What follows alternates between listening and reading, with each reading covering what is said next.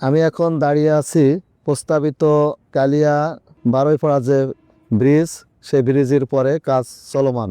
আমরা আশা করতেছি ব্রিজের কাজ 2026 সালের জুনের ভিতরে এটা শেষ হবে। আর দ্বিতীয় হচ্ছে যে ব্রিজের পাশেই আমরা দেখতেছি এখন বিশাল বিস্তীর্ণ এলাকা নদী ভাঙ্গন।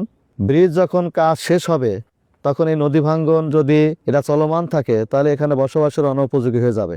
এবং নদীর পাশে ব্যাপক জায়গা এখানে রয়েছে ব্রিজের দুই পাশে। এখানে কিভাবে আমাদের যুবকদের কর্মসংস্থানমূলক এবং মহিলাদের কর্মসংস্থানমূলক এবং শিল্প নগরী তৈরি করা যায় এখানে, সেভাবে যদি কোনো বিগ প্ল্যানে যদি কাজ করা যায় তাহলে কালিয়ার যুব সমাজের ব্যাপক কর্মসংস্থান তৈরি হওয়া সম্ভব। এখানে খুব সম্ভাবনাময় জায়গা।